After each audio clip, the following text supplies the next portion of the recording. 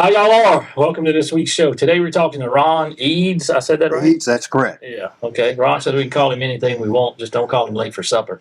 But yeah. Sounds like something I would say. Yeah, that's it. Well, y'all know me, I'm Hoyt. This is Corey. That's it. And today we're talking to Ron. Ron's a pretty famous local musician and well known, and we admire Ron a whole lot. Sax player, does a lot of stuff. We're going to talk to him. You can just give us a little bit about your background, Ron. All righty. I was born and raised in Birmingham, and I started playing sax when I was 10. And at age of 15, I started playing sort of professionally with a group called J. Woodard and the Esquires in Birmingham. And after I graduated from school, I had an opportunity to go to the University of Alabama, but I was making more money than any college graduate. And I said, man, I don't need this. And then my band director in high school wanted me to play in the symphony orchestra. I played oboe in school. Oh, wow. And he needed a third oboe player. So that lasted a week. I said, look, man, I can't play all this kind of stuff, because, I like to be creative. And sure. In the symphony, you just read what was before you. Sure. And I said, man, I can't handle this. So I left and went rocking and rolling for a while. And we left Birmingham and went around the country for a while. And I ended up in Pensacola, Florida. I lived there several years. And I guess I can just go right on into my first hit record that I played on from here. Okay, I will. Which one? Well, it was the first one. I remember it well. The rest of them, I ain't got a clue on what we did. Some of them I do. But anyway, we were in Pensacola, Florida, and met a DJ named Papa Don Schroeder. He was on the radio, and he wanted to produce some records. So he found two guys down there. The first two that he found was, and he named them James and Bobby Purify. But I don't think that was their real name. Yeah. One of them worked on a garbage truck, and I don't know what the other one did. But they probably bought the garbage truck after this. Anyway, we went to Muscle Shoals, and I had never heard of Muscle Shoals, Alabama. Yeah. And he flew us up there in a plane. And we sort of went through a tornado, and I didn't know whether we was going to be alive or not. Oh, wow. When we got there, we had to land, and then we picked up and went on up there. And we did the session, and we had in the studio was Papa Don, and you'll know this guy, Dan Penn. Wrote a lot of stuff. Dan was the engineer up there at that time. Yeah. So we did several songs, and the one that was the hit was I'm Your Puppet, James and Bobby. Yeah. And the horn players, I played tenor on it, and we had a one-armed trumpet player named Jack Peck. Wow. And Jack played, I still talk to him about it every other day, and Jack played trumpet on the song. And the trombone player that was on there, was none other than David Hood, one of the Swampers, the bass player. Yeah. He played trombone, and we didn't know it. But I think that's the only time he ever played trombone again was when we cut that session. That's awesome. So, what of all the people you played with, man, Muscle Shoals? There must have been tons there at that time. Who sticks out in your mind? oh my goodness, quite a few. Yeah. After I did the James and Bobby thing, I went back home, and Rick Hall, one of the group left. I know there was 3 groups over there. And so Rick was trying to find a keyboard player. So he knew Barry was in there. Dan said, man, you got to get this guy up from Pensacola. So Barry went up. And after a few months, Barry called me. He said, Rick's tired of paying Memphis Horns triple scale to come down. He wants to put a horn section together. Can you come up here? And I said, yeah, because I was still in Pensacola. We were just doing club scene. And so I went up there and stayed with Barry about 2 or 3 months until I could get established and get a horn. I played with the Fame Gang, which was Joe Arnold, Bo Legs Miller, myself, and Aaron Barnell. Yeah. And Rick said, can you play Barry? Well, I'd never played much Barry in my life. I said, oh, yeah, I play Barry. Hey, I wanted in. I wanted knocking on the door. Yeah. I wanted in. I do that. And I sat around there all the sessions, until for 2 or 3 months, because you had to do what they call paying your dues, up there. Yeah. So he said, well, I need a Barry player coming up. It was a couple of days. So I had met the band director at Muscle Shoals High, so I went up there and I said, man, can I borrow Barry? I need to play Barry. He said, yeah, sure, you can take it. So I took that Barry and we did the session with it. I think it was a Clarence Carter session that we did. Clarence Carter. Clarence Carter. Yeah. So, we did that session. Yeah. And so I bought a Barry after that, and started playing Barry with the Fame Gang. Yeah. The Muscle Shoals horns didn't come into existence until after we had our contract ran out with Capitol. Yeah. And we cut, oh goodness. We did a lot of stuff with the Osmonds. Mm-hmm. And Percy, did a bunch of stuff with Percy. You did the opening for Donnie and Marie, the little dance I used to do. Dun, dun, I dun, dun, dun, dun. got 2 left feet. I was always playing when everybody else was dancing. My wife said, "When you going to learn how to dance?" I said, "I don't know." I said, Don't really need to. "It's been 70 years. I don't think I'm going to start now." But I do a little bit of dancing, not enough to hurt anybody. And they said, "That poor man, he needs to go to therapy." You know, it looks that bad. So anyway, after we did, oh gosh, I can't remember who all we had. Bobby Gentry, the Percy Pickett, Aretha. I was doing a session with Aretha one time with Duane Allman. Yeah. When Duane came down, Duane stayed with me a little bit until he could get established there. What a player. Wow. Oh, my goodness gracious. That scared people. Anyway, me and Duane hung out a lot together. And he's the one who got Pickett to do Hey Jude. Wow. So he said, "Man," he said, "Pickett," he said, "this is a good song for you. Hey Jude, the Beatles song." And Pickett said, "Oh, man, you redneck, you crazy. I ain't doing that song. I ain't had nothing to do with it." So Duane started playing a little bit, you know, and he got enthused and got Pickett into it. And everybody said, "Hey, man, that's it. That's your song." Wow. So that's how that came into existence. And Duane played slide. He went outside, found a beer bottle, and broke the beer bottle. Yeah. And then put it on his finger and did the slide work. Dang. Wow. God, was so super amazing. And then the Allman Brothers Band, we did some things with them. Yeah. You did. Awesome You band. played on some Delbert McClinton stuff. I did, yeah. We did Giving It Up for Your Love Yeah. with Delbert. And we did that whole album. Barry Beckett produced it. And I mean, it was awesome. Yeah. Awesome album. That was one of my best singers. I Sure. like him so much. Yeah. Hadn't seen him in years. He's getting old too. I looked at him and I said, "Man, that don't look nothing like Delbert did," you know, because looking at it and I said, "Man, he's getting old too." You know, I think everybody, all of us are. Yeah. Sure. But that was a trip. And And you had long hair back then, huh? I did. You saw pictures? Yeah. Yeah. He did too. Yeah, we're gonna put some online now. Are you- When I moved to Muscle Shoals, there was nothing there but long-haired musicians. I had to look twice. Coming Is in this the same guy? and farmers. We used to almost get run over by tractors, you know. Them long-haired hippies been around there. Yeah. Run over. But I tell you what, y'all hang out like a hair and a biscuit. We're gonna be right back. Thank you. All right, well, we back. We're talking to Ron Eades. Ron was just telling some stories about Muscle Shoals and a lot of people he's played with over 400 artists and a lot of hit records and whatnot. You started to tell us a story about Joe Cocker? Oh, yeah. We did the album Luxury You Can Afford with Joe Cocker. They came down and they'd done some of the rhythm tracks up in New York. And they wanted some funky horns. So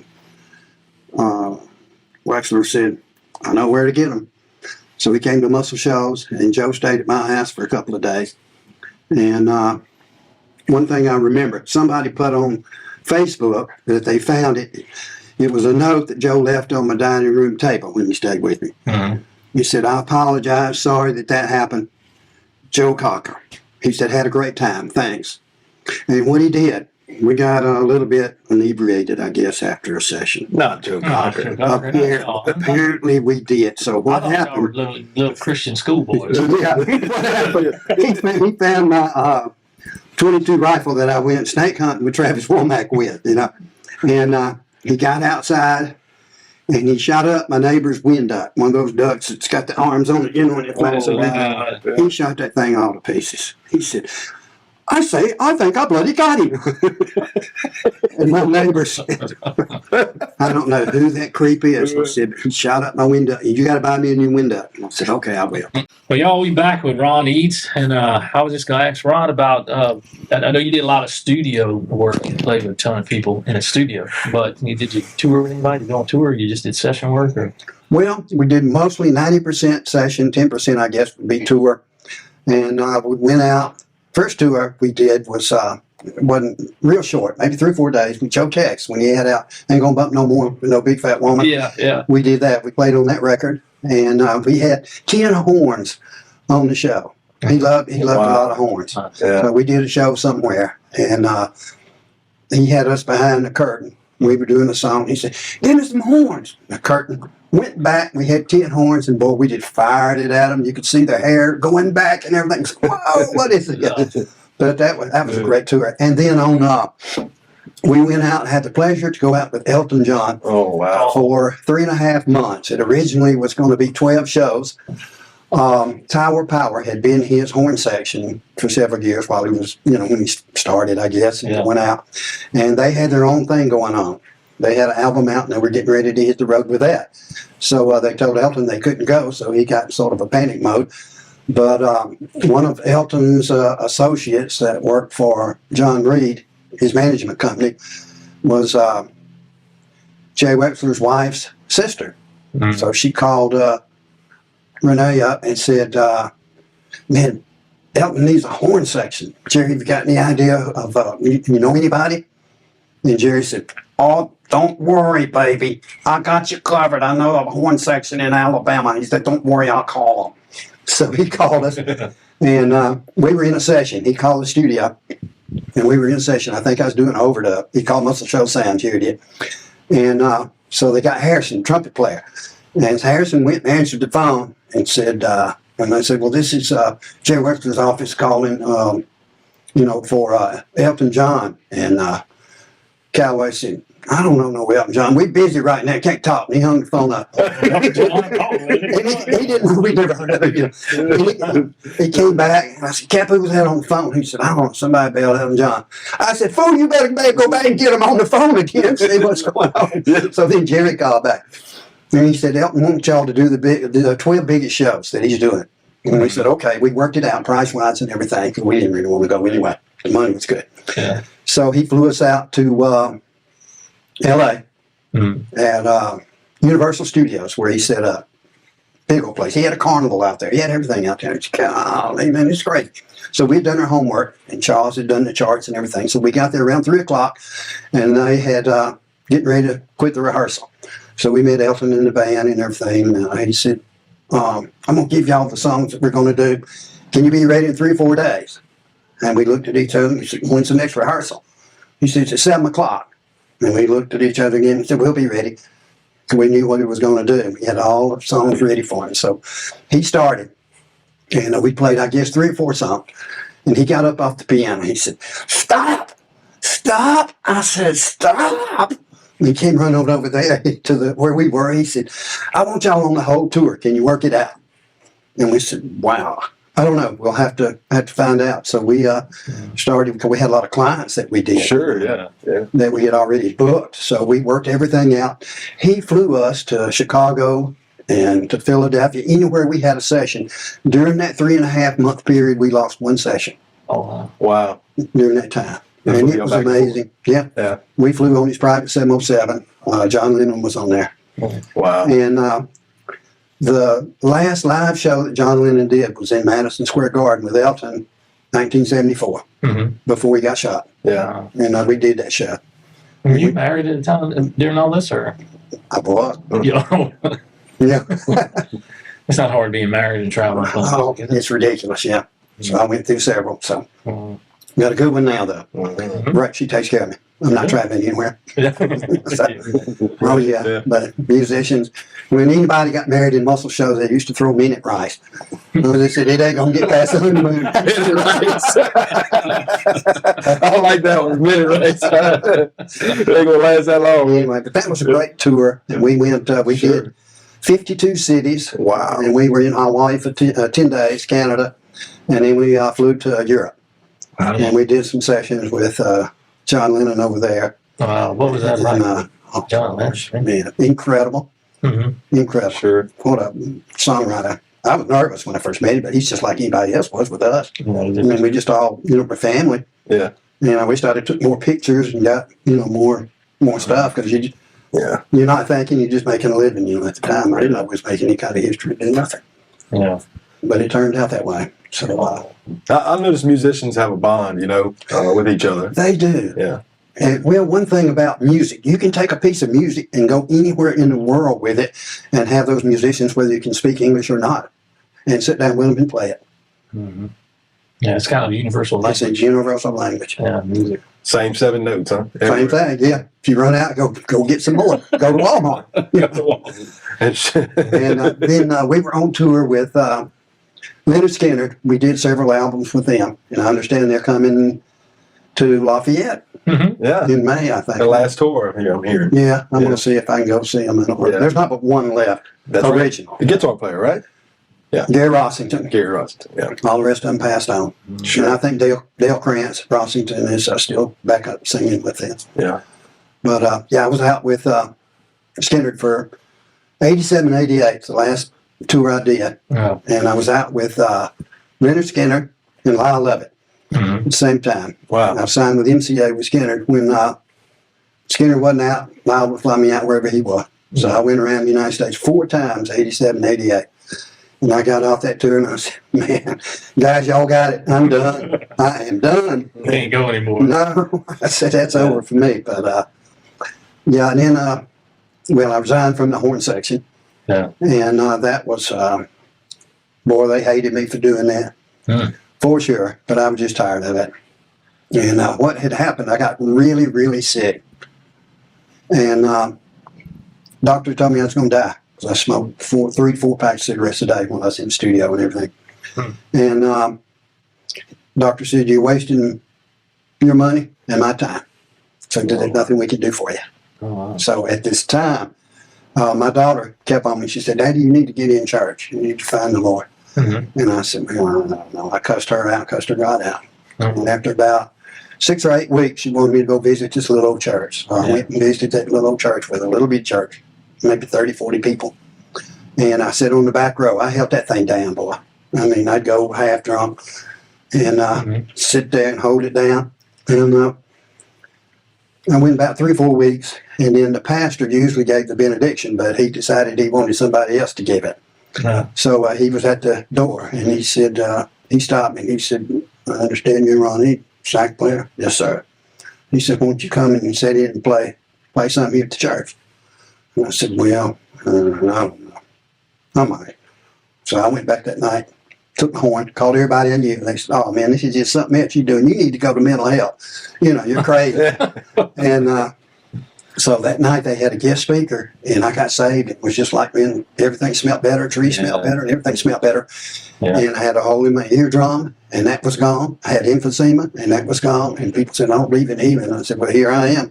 You don't believe all you want to. But I can testify to that. Yeah. So the guys kept bringing me cases of beer over to the house. I said, guys, they ain't coming back. I got out of that. And I said, that's it. That's awesome. Yeah, that is awesome. And you playing with Greg Martinez right now? I am. Are we about running out of time here? Almost, but we can keep going a little bit. Okay. Playing with Greg Martinez tonight. He's being inducted into the Louisiana Hall of Fame at the Rockin' Bowl tonight around 9 o'clock.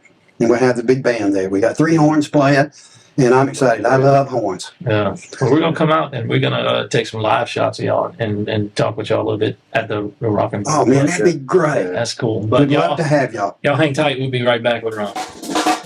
How y'all doing? We back with Ron Eades. He's telling us all about the music scene and a lot of fun stuff.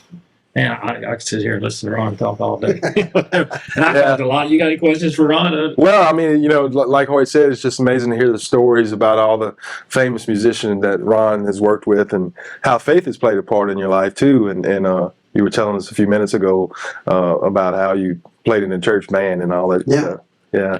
I've almost died about 4 times. Sure. But until God gets ready for you, you ain't going anywhere. No. Right. So, I try to witness to a lot of people everywhere. I see druggies and whatever. I said, man, you get out of that. You ain't got to do that. Sure. Because God loves everybody. He don't care. If we loved everybody, we wouldn't be in the shape that we're in now, this country. And so It's true. after I got saved, I'll tell you how this happened. Will McFarland, guitar player with Bonnie Raitt Jackson Brown Pointer Sisters. He got saved out of California. Exactly what you're talking about. Yeah. Did he? Oh, And he yeah. moved to Muscle Shoals. So when I met Will, he kept on, man, you got to come to our church. I ain't going to no church, Will, you crazy. So I was helping Wayne Perkins. Wayne just got back from Rolling Stones tour. Yeah. So he was moving into a house. He said, man, you got to help me. So I bought a case of beer and got my pickup truck and went over to where Wayne was moving. We started loading stuff in. And who showed up but Will? He said, "What are y'all doing? Look, I thought you was going to move. Look at you." And I said, "Here, McFarland, have a beer." I ain't drinking no beer. He was one that kept on me. And another one that said they were praying for me for 7 years was Huff Brothers. What's his name? Oh, man. David Huff. Mm-hmm. David and the Giants. Yeah. And they wrote one of our songs, by the way, "Born to Get Down," which was a number 5 in the R&B charts. Anyway, David said he had been praying for me. A lot of people had been praying for me. And I said, "Man, I appreciate that. Otherwise, I'd been gone." Yeah. For sure. And then a lot of musicians up there got saved, 30, 40 of them. Lenny LeBlanc, Wow. which is now a Christian artist. Yeah. And Michelle Pilar.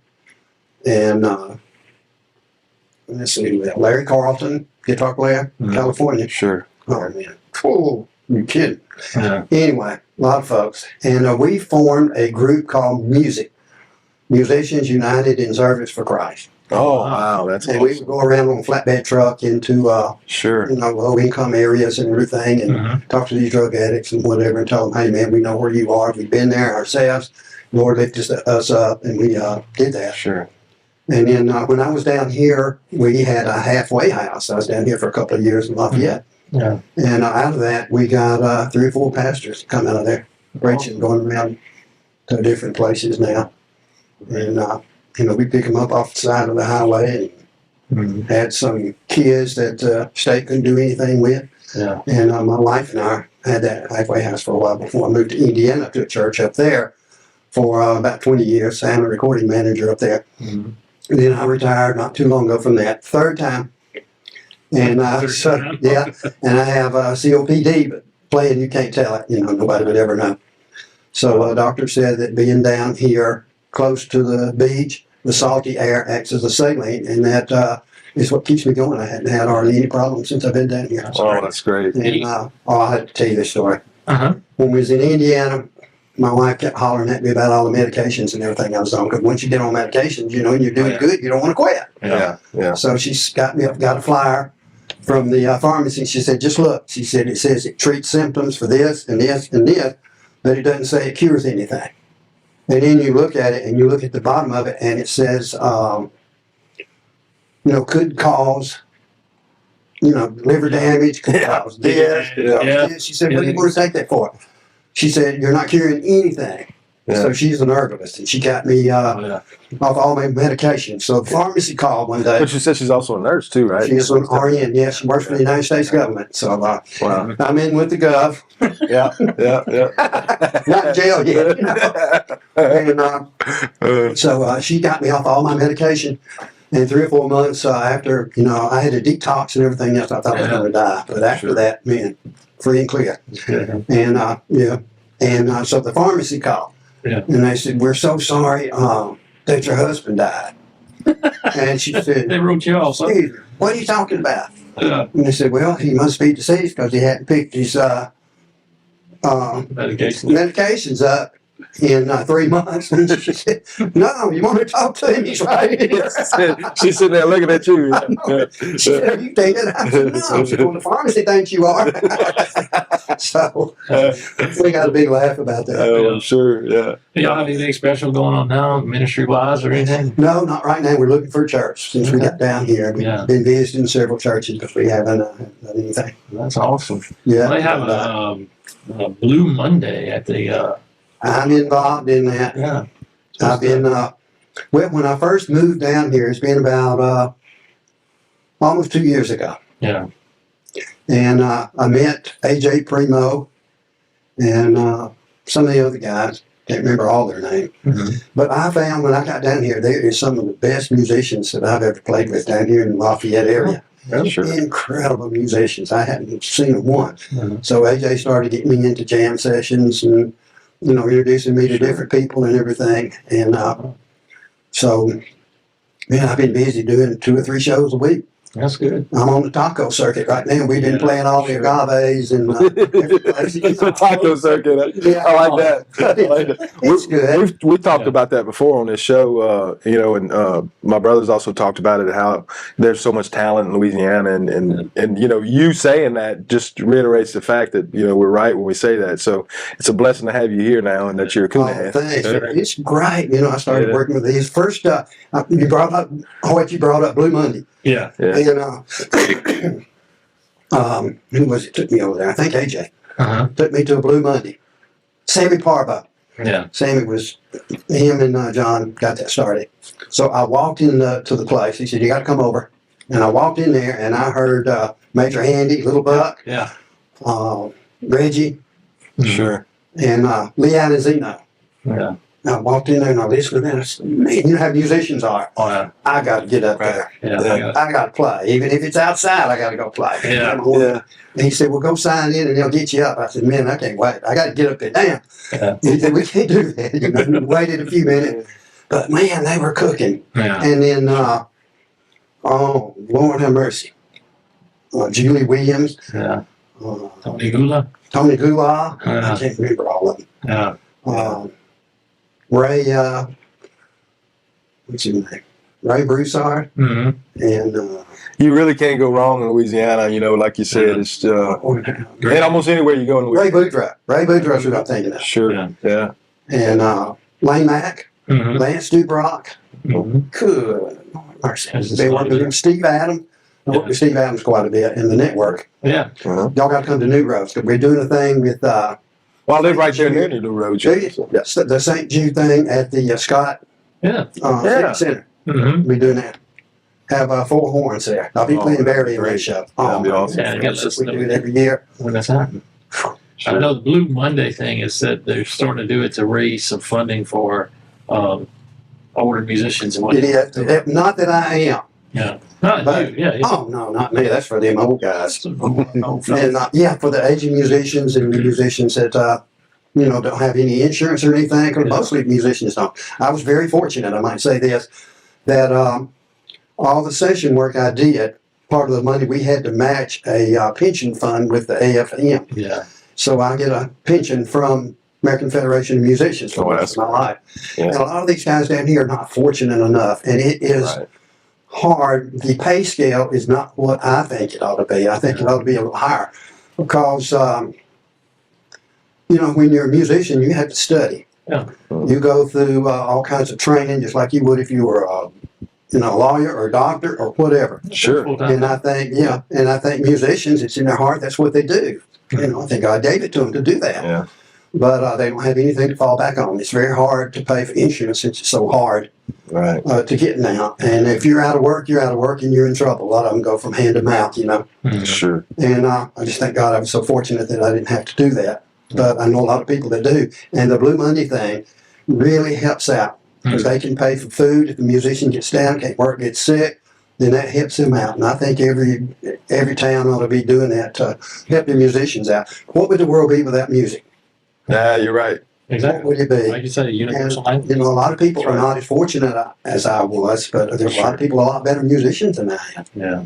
And we were just very fortunate. So I found out about the Blue Monday thing. I said, I want in. Yeah. I want to help out. I want to do everything that we can do. We were talking about it. We're supposed to have some episodes on that and talk Sure. about some of those guys that are involved. Oh, yeah, it'd be great Yeah. to get them on here. And we'll be playing February the 11th. Mm-hmm. Will be the next Blue Monday at Rockin' Bowl. Yeah. And we're going to do that till March. And then they were saying that after March that we're going to start going to a lot of these theaters, one in Eunice, one in Oh, Raleigh, great. Yeah. and everything else, and take the show on the road. Yeah. And they said, well, I want a big fancy bus. You're not going to ride me in a bread truck. I ain't. With that all being said, we're just going to take a short pause and we'll be right back. Find Thank you out. so much. Oh, yeah, I did. They wanted me to update that I list did. because they don't have half of them on there. 400. Yeah. At the induction banquet, we did a lot of stuff with B.B. King, Bobby Bland, all the black artists Sure. that Malico signed. Yeah. And Wolf and Tommy Couch that owned that place.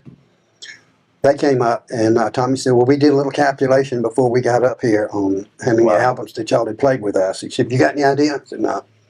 He said, it's not all of them, But it's just, we ran out of time before we got through with our calculations. He said, we calculated 138 albums.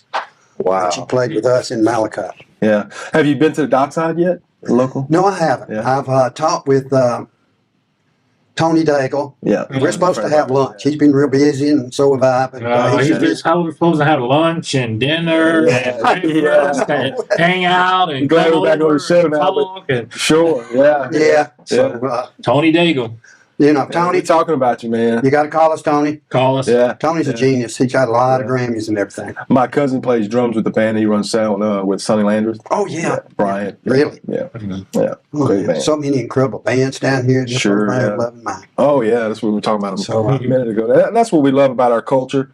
You know, it's about entertainment, and really, it's not just going to people learn to entertain when they're growing up because when we cooking food for people and people have people over, they're entertaining. You know, so Right. it's got a lot to do with that too. And we were all kind of taught that as kids growing up that it's important to treat your friends like family. Oh, it is. And You know, I have been treated like royalty since I've been down here. I can say that. yeah, That's good. And I've played with, I don't know, tons of musicians, sure. and they're all great. What were some of the ones you were telling us about with the Blue Monday series? The The, young lady that was. Greg Martinez will be at the Blue Monday coming up February the 11th. Yeah, And also, young lady I've been working with, JC Garan. You can go online and look up JC, I think JCandCompany.com. Mhm. They'll have her new CD on there. We cut it in Muscle Shoals and Nashville. oh, wow. And it's great. Yeah, It's a great CD. She will be there along with Erica Fox, young lady from Houston. She was at the rehearsal we had the other day. Mhm. I just put my horn down. I said, I got to check this out. yeah, Got me a little glass of wine and sat there and enjoyed the show. sure. He said, aren't you playing? I said, I'll be playing Monday night. Right now, Yeah, I'm listening. yeah, Great. And I've had the pleasure of working with Greg and Steve Adams sure. and Freddie Pate. Yeah. Freddie blows my mind. Mhm. He is so good. Everybody. Yeah. Mhm. And that's awesome. So great musicians. Worthy of their hire. Mhm. So all these venues raise the ante up a little bit, you know. Mhm. Because these guys, I saw a thing on Facebook. It said a musician, Mhm. $5,000 worth of equipment, Oh yeah. Yeah, put it in a $500 car, Mhm. and drive 100 miles to make $50. Yeah. And Yeah. I said, that really is what it's like. that's Yeah. about the truth. I said, somebody really I've had never it. done that. Yeah, well, I have too. Yeah. And it's even worse in Nashville. You go there, you're a dime a dozen. And, Yeah, they pay you nothing. no. 25, $30, $40 a night. And that's a shame, I don't make the kind of money that I did with session work or on tour or anything. Mhm. But I said, I don't see how these guys try to make a living. And a lot of them try, Yeah, want to be a full-time musician. And it's hard to do that, especially with the Sure. economy and everything else. I don't see how they do it. yeah. Have you ever thought about passing some of that knowledge on to the younger generation, teaching some younger guys how to play or lessons? Well, I taught for a while and it got to where it looked like I was babysitting and I quit. Yeah. The students would go to sleep in my class. I said, what am I doing this for? Mhm. So I went to sleep with them. No, no, but anybody, I don't know if I got anything that would help them or not, but if I do, I'd certainly give it to them, to help them come up. Well, I got a lot of friends who are going to be real jealous that I got to meet you today. Oh my goodness, I'm My just. brother and my buddy Mike Broussard Jr., Oh. good saxophone player. Oh You know Mike? yes, I've Yeah. heard of him. He is great. I've seen him Yeah. on. Tell him I want to have lunch with him sometime. Sure, I'll let him know. Yeah, Oh, he's great. he's got a little studio by the house too. Oh, does he? Yeah, yeah. Oh yeah, there's so many. I met Jason Jason Parfait Parfait, yeah, another good friend. and Ian Smith Mm-hmm. Yeah. and new guy from Texas, Stratton Doyle. You know I Stratton hadn't heard of him. works over at what was it, Lafayette Music. Oh wow. Him and I have become good friends. Oh, he's a maniac. Yeah. He can play. Oh, Yeah. I said, all these guys are a lot better than I am. I don't know what I could give them, Yeah. but Well, we're gonna have you back. What we're planning Most is definitely. out in the Crow Garage.